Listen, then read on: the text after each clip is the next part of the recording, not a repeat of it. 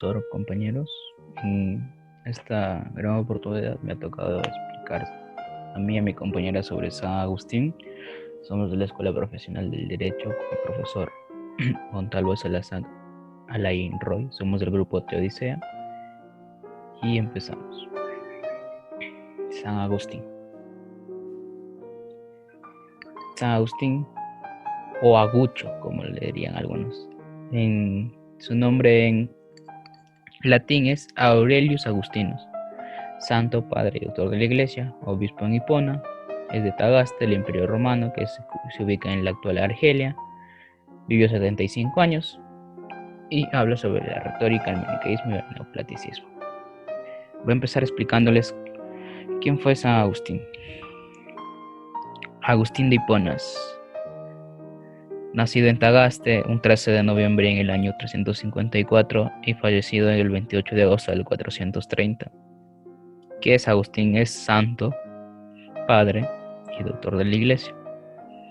Después de la dicha conversión al cristianismo, esto sucedió cuando un obispo de nombre Ambrosio le ofrece la cifra para que pueda interpretar el Antiguo Testamento y encontrar la fuente de la fe. Ese tiempo Agustín vivió una crisis, porque mientras estaba en el jardín de su amigo, escuchó la voz de un pequeño niño que le decía: Tolle lege. Esto significa toma y lee. Y en la comprensión de las cartas de Pablo, las agarró y empezó a leer. Nada de comilonas y borracheras, lujurias y desenfrenos, nada de rivalidades y envidias. Sé vestíos más bien del Señor Jesucristo y no os preocupéis de la carne para satisfacer con concupiscencias. Cuando dijo estas palabras, todas sus dudas se vinieron a esfumar. Entre las distinguidas obras que tiene Agustín, tiene 2 autobiografías, tiene 10 confesiones filosóficas, 5 soliloquios que se basan en apologéticas y que hablan sobre la ciudad de Dios, tiene morales y pastorales 11, monásticas 2, exegéticas 15, homilíticas 13 y también posee cartas y réplicas polémicas. Para empezar a hablar sobre la teodicea, necesitamos entender qué es el ser, pues el ser, por esencia, significa que la sustancia de la forma del ser indica su cualidad. Y el ser vendría a ser todo lo que va a poseer un alma.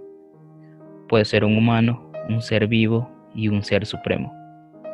Y la esencia va a ser su cualidad, lo que esto le va a hacer reconocer como una parte fundamental. Para entender existencia, entendemos el consentimiento universal, la evidencia psicológica moral, efectos del universo. También para la teodicea de Agustín se plantea una gran pregunta que dice: si Dios puede, sabe y quiere acabar con el mal, ¿por qué aún existe? San Agustín cree que Dios creó todo lo bueno, pues él nos explica que los seres humanos son entidades racionales. Consintiendo su racionalidad, evalúan opciones, dando el uso de la razón. Se dice que Dios otorgó la libertad por la naturaleza. Lo que esto nos intuye a decir que podemos elegir entre el bien y el mal, así como sucedió en el caso de Adán y Eva. Ellos tenían la posibilidad de desobedecer a Dios, y esto se llama o se conoce como libre albedrío. Otro punto de que se habla es que Dios permite los males naturales porque son un justo castigo original. ¿Por qué un justo castigo original? Porque habla sobre, o tiene que ver sobre el pecado original. Aunque hay bebés y animales que no pueden cometer los pecados, pero tienen que vivir las consecuencias del pecado original. Actualmente, Agustín nos dice que observemos el mundo como algo bello, sin importar de toda la maldad, porque puede haber un mundo perfecto sin si creemos. Sobre todo nos vamos a hacer la pregunta, ¿qué es el pecado original? Pues Agustín explica que el pecado original viene de Adán y Eva, que fueron los primeros seres humanos en la tierra. Ellos cometieron un acto de insensatez seguida de orgullo y desobediencia. Pues esto dice que la primera pareja desobedeció a Dios cuando éste les dijo que no coman del árbol del conocimiento. Pues este es un símbolo de orden de la creación entre el bien y el mal. Tanto Adán y Eva, con su gran egocentrismo y pensamiento solo en ellos, decidieron comer de él, por lo que no reconocieron ni respetaron el mundo tal como fue creada por Dios. ¿Y cómo fue creada por Dios? Pues con una jerarquía de seres y valores. También se dice que no habrían cometido esto si Satán o Satanás no hubiera sembrado la raíz del mal en ellos. Esto quiere decir que en ellos, ni bien han sido creados, Satanás también dejó una parte de su esencia en ellos. Agustín nos viene a explicar el concepto estoico de las pasiones de Cicerón para interpretar la doctrina del pecado original y su redención. También nos comentan que hay algunos autores que dicen que Agustín se basa o se dirige contra la sexualidad humana y atribuye en contingencia y devoción a Dios como resultado de la necesidad de Agustín para rechazar su naturaleza sensual que se describe en sus confesiones. Pues al hablar del ser, el amor y el interior, se habla del Padre, del Dios Padre, Dios Hijo y Dios Espíritu Santo. También se dice que para la Teodicea todo me sirve para hallar su rastro. Le paso la palabra a mi compañera Damar. De San Aurelio Agustín. Esta obra ha sido plasmada entre los años 399 y 419 después de Cristo. Esta representó su obra maestra, ya que fue dogmática, filosófica y teológica. La novedad de esta obra se basa especialmente en que para Agustín el hombre interior es imagen de Dios y de la Trinidad. Aquí también San Agustín encuentra que el hombre representa toda una serie de triadas que reflejan la Trinidad de modos diversos. La problemática que se basa en la Trinidad es acerca de las tres personas y de la unidad sustancial. En este aspecto se sabe que los griegos han empleado la expresión esencia y tres sustancias. En cambio, los latinos dicen que es esencia, sustancia y tres personas. Por lo que en latín, esencia y sustancia son considerados como sinónimos, lo que esto conlleva a que se dé una igualdad de sustancia y hace que no pueda considerarse al Padre como Dios por excelencia, en el sentido de que debe considerarse un sentido absoluto, ya que Dios es el Padre y el Hijo y el Espíritu Santo. El Padre y el Hijo y el Espíritu Santo son inseparables en el ser y por eso también actúan inseparablemente. La Trinidad misma es el único y exclusivo Dios verdadero. En la Trinidad pues no existe diferencia jerárquica ni diferencia de funciones, sino una absoluta igualdad. Agustín también lleva a cabo la distinción de las personas, de las tres personas, y basándose en lo dicho en Ciudad de Dios, donde reafirmó su doctrina, señala que la naturaleza del bien es una e idéntica en el Padre, en el Hijo y en el Espíritu Santo, y donde añade que el Espíritu Santo es distinto, pero no diferente, porque es igualmente simple e igualmente eterno e inmutable. Lo que nos da a entender que la Trinidad es un solo Dios y no le quita a Dios la simplicidad.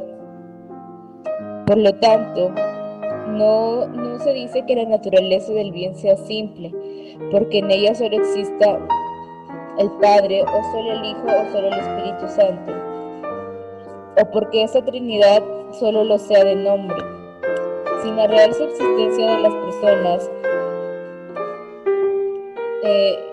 Existe entre una y otra persona.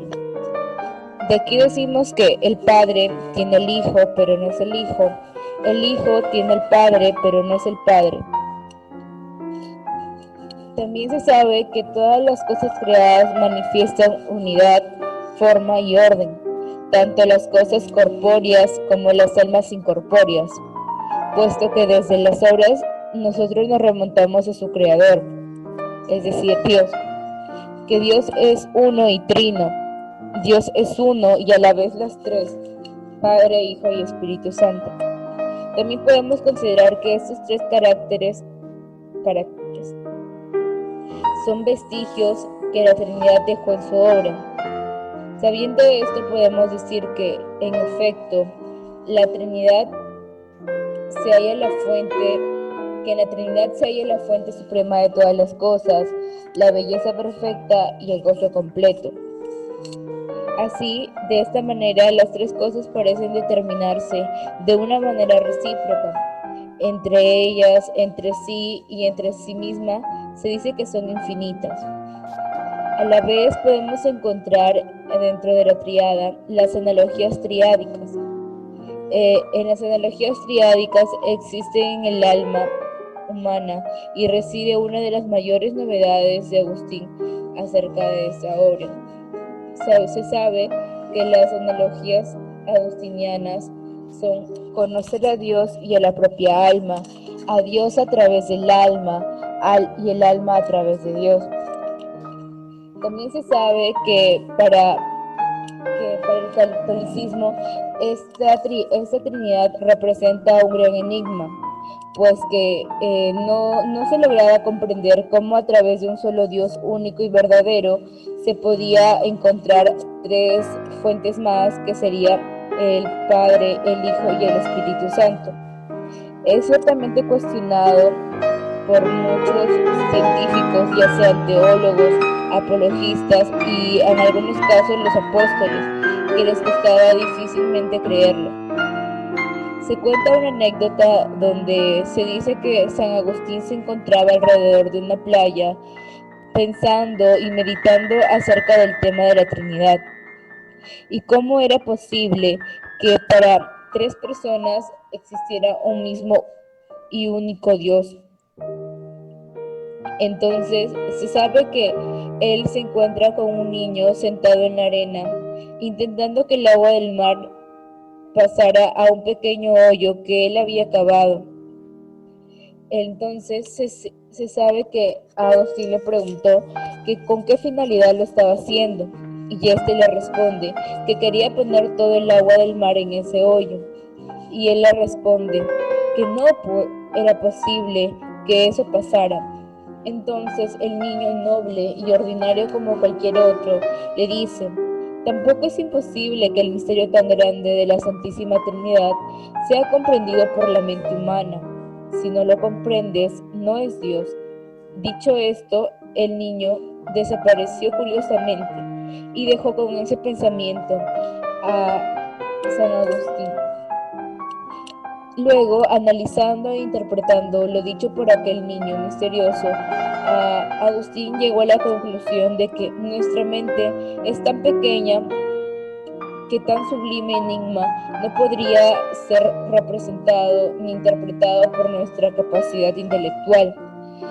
Siendo así, el santo afirma que si lo comprendiéramos no fuéramos Dios, no fuera Dios, en cuanto a que Dios va más allá de nuestros conceptos mentales, es decir, Él va más allá de lo que podemos imaginar. Nosotros no tenemos el mismo pensamiento que Él, y nosotros, según las capacidades mentales que logramos obtener, no sería comparado con las de ellas. Es por eso que dice que no sería Dios si es que lo lográramos entender de una manera tan fácil, sin hacerse un enigma tan grande acerca de este tema. Gracias.